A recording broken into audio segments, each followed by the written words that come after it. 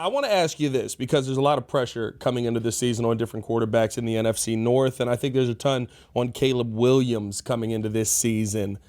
The question I have is it fair, the pressure that fans and media are putting on Caleb Williams right now, going into his second year, just because he is the first overall pick? The expectation is that we should be in the playoffs. The expectation is that he should turn this entire team around with all the things that have been added to it.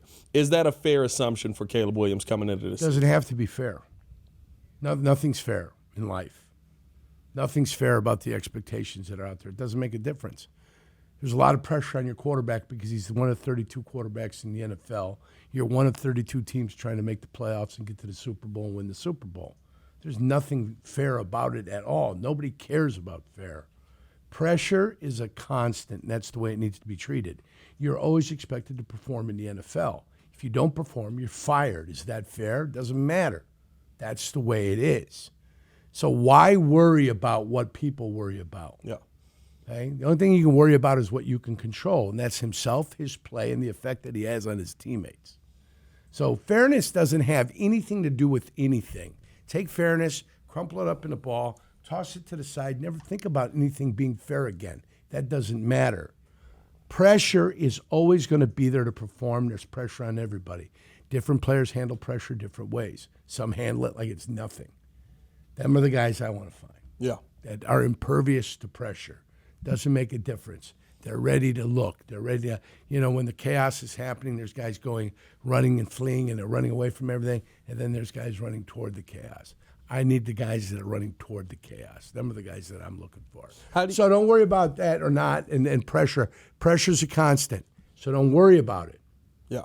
Why give yourself an ulcer worrying about things? Don't worry about it. Just get it done. That's it. When you look at his games last year, especially in the fourth quarter, how do you assess how Caleb handles that pressure? I think there were a lot of times where we felt like he may have done the right thing. I think in the Washington game, I think he was phenomenal. Yeah. I think in the Redskin game, he was phenomenal. That was going to be the Caleb Williams breaking out party until the defensive backfield fell asleep, and maybe even Eberflus fell asleep. Not getting a timeout, not getting them less time, not covering the sidelines on the play before the big one. So, that would have been to get Caleb Williams coming out party. Yeah. Instead, it was the Jaden Daniels coming out party with a Hail Mary, just toss the ball in the air. Miraculously, they find a way to come down with that. And all of a sudden, he's the greatest thing since sliced bread. Well, there was a great 15-yard pass that they basically gave up. Better than C.J. Stroud. I mentioned that, and they gave up the yardage before the big bomb. Yeah. So, and again, how difficult was that when everybody's in bail coverage and the guy stops? I mean, isn't that just like an automatic everyday throw that anybody could make? Scott Milanovic could have made that throw. Quarterback out of Maryland. Okay. Played for Tampa. Okay. But yeah. That was a pull there, Yurko. I didn't have that one. I'm not going to lie to you. Right. The point is, anybody could make that throw before the Hail Mary. Yeah. And if you get enough time, anybody can make the Hail Mary throw. The thing with the catch is the Kareem of the football and the fact that it came down in the hands of a Washington commander. That was Caleb's party. That was the Bears' momentum. Robbed because of the Hail Mary. And then what did Washington do after that? Washington went on a run. Washington would have been 4-3. Yeah. The Bears would have been 5-2. Yep. The Bears would have been going, oh, look at us, look at us, look at us. Now, it might have been built on false, a rickety foundation. Right.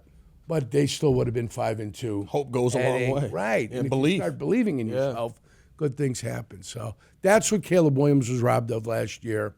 That's what the Bears were robbed of last year. And ultimately, it cost the coaching staff their job. Yeah. That's the way the world works.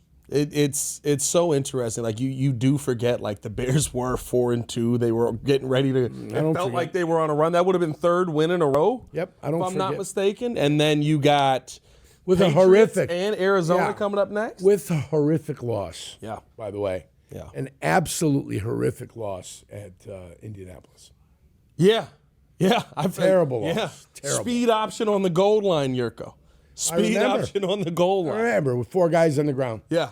I remember. 4 guys on the ground doing their best. Olay goes the native of Mexico. Yeah. I said they were doing their best Boys the Men impersonation, a little down on bended knee. Mm-hmm. You know that one? You remember that one? I did not. Down on bended knee. But I am. I do remember it now. Yeah, there you Boys go. to Men, I'm a fan of. I love a good Boys to All Men. right, I got to roll. He's got a show to do, ladies and gentlemen. The great John Yurkovich. Appreciate you guys for tuning in and showing love. As always, hit that like button, subscribe to the page. Leave a 5-star review. Y'all know what to do. We got more Bears content coming you guys' way throughout the week. One more day. Jason McKee going to be in tomorrow, so tap in with us on that as well. As always, for the good kid John Yurkovich, your boy Pat the Designer, back at it again. Y'all stay safe out there, Chicago. Bread down. One love. Peace.